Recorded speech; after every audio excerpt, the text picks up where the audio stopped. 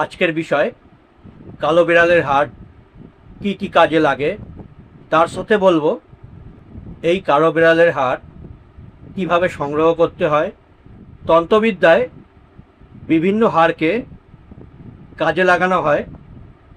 মূলত এই সমস্ত হাড় দিয়ে জ্বালানি কাজে ব্যবহার করা হয়।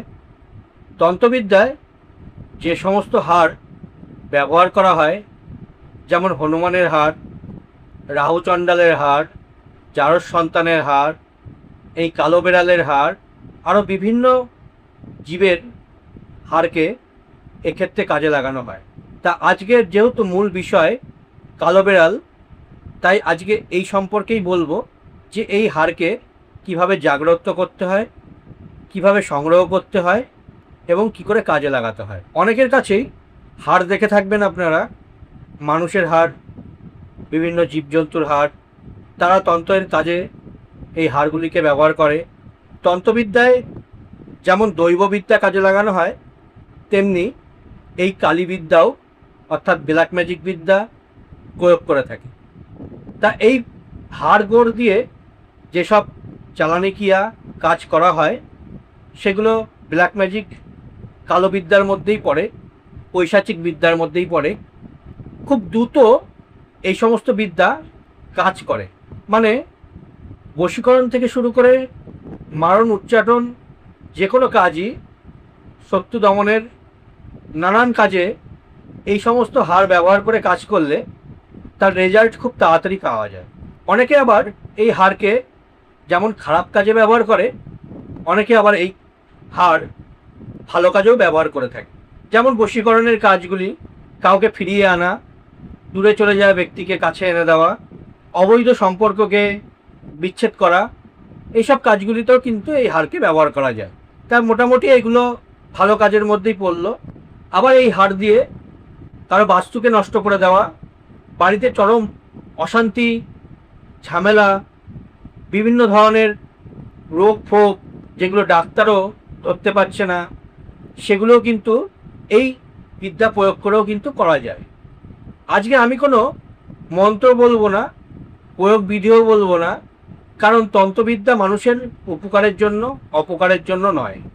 তাই খারাপ কাজের জন্য এমন কিছু প্রয়োগ আমি আপনাদের জানাবো না। তা জেনে নেওয়া যাক যে এই হাড়কে কি করে সংগ্রহ করতে হয়। মূলত এই হাড় অমাবস্যায় সংগ্রহ করতে হয়। এখানে একটা জিনিস বলি, যেই কালো বিড়ালের হাড় আপনারা এক্ষেত্রে কাজে লাগাবে, সেই বিড়ালটি সম্পূর্ণ কালো হতে হবে।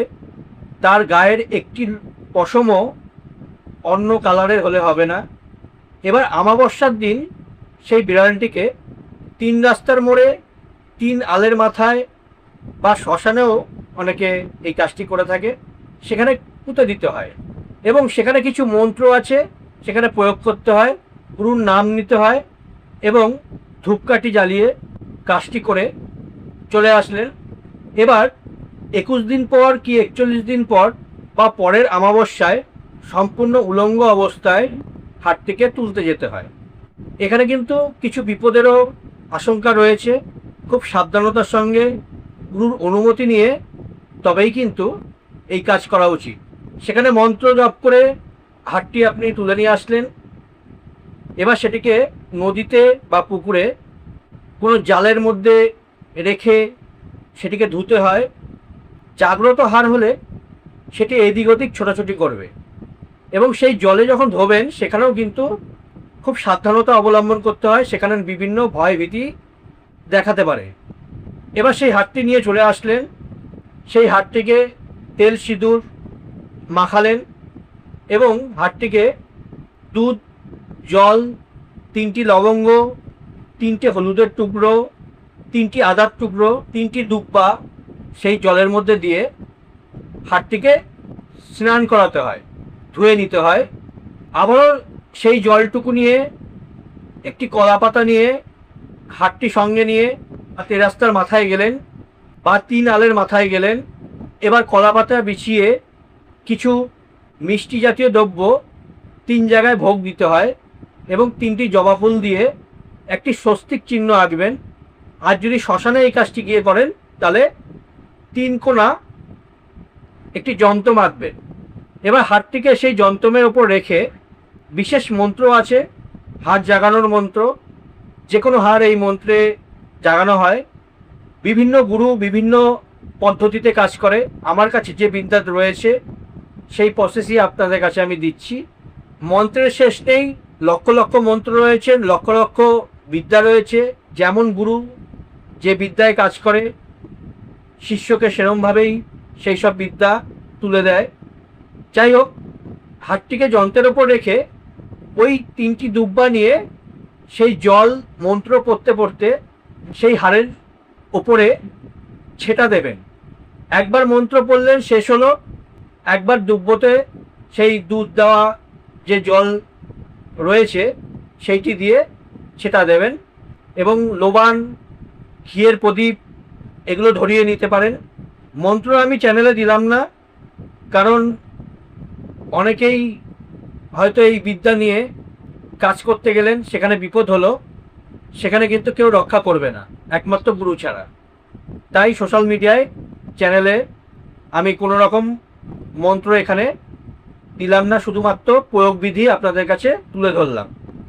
আরও এর মধ্যে কিছু কিছু বিধি রয়েছে, সেগুলো একমাত্র শিষ্যকেই দেওয়া যায়।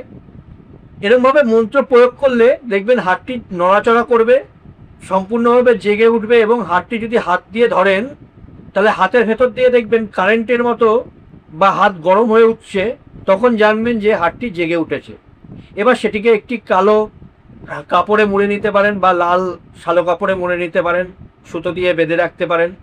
এবার সেই হাড়টিকে মুখও খুলতে হয়। অনেকে জানেন না যে হাড়ের মুখ কী করে খুলতে হয়। মুখ খুলতে পারলে তবেই কিন্তু হাড় কথা বলে। সেটিও একটি গাছ রয়েছে, আমি উল্লেখ করেই দিই, শ্বেতাকন্দ গাছ। এই গাছের মূল পান প্রতিষ্ঠা করে নিয়ে মন্ত্র জপ করে নিয়ে এই হাড়ের সঙ্গে বেঁধে দিলে হাড়টির মুখ খুলে যায়। সেক্ষেত্রে হাড়টি আপনাকে অনেক কিছু বলে দিতে পারে।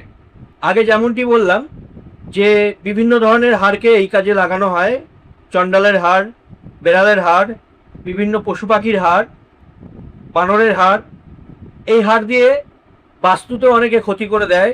শ্মশানের ছাই দিয়ে হাড়ের টুকরো দিয়ে বাড়িতে ফেলে দিল, সেক্ষেত্রে বাড়িতে চরম তুলকালাম, অশান্তি, আর্থিক সংকট, ভয়ঙ্করভাবে বিপদ আপনার ওপর নেমে আসবে যতক্ষণ না হাড়টি পায়রির বাইরে নিয়ে ফেলছেন বা কিছু মন্ত্র, কাটান মন্ত্র আছে সেগুলো প্রয়োগ করে নষ্ট করে দিচ্ছেন। ততক্ষণ কিন্তু আপনার বাড়িকে সম্পূর্ণভাবে নষ্ট করে দিতে পারে। এতটাই ভয়াবহ এবং খতরনাক একটি বিদ্যা। আবার কিছু কিছু ক্ষেত্রে তাবিজ কবজের মধ্যে এই হাড়ের টুকরো দিয়ে রোগীকে পরিয়ে দিলে যেই সমস্যার জন্য করে দিচ্ছেন সেই সমস্যা কিন্তু খুব তাড়াতাড়ি সলভ হয়ে যায়। আবার অনেকে বান মারার কাজে, মারণবিদ্যার কাজে, উচ্চাটনের কাজে, বিচ্ছেদের কাজে এই হাড়কে ব্যবহার করে থাকে। দৈববিদ্যা, দেবদেবীর জপ তপ করে যেই কাজ করবেন যতটা ক্ষতিকারক নয়, এই হাড় দিয়ে কাজ করলে সেটি কিন্তু বিপদও ডেকে নিয়ে আসতে পারে। আজকের ভিডিওটি কেমন লাগলো অবশ্যই জানাবেন। ভালো লাগলে চ্যানেলটিকে সাবস্ক্রাইব করবেন।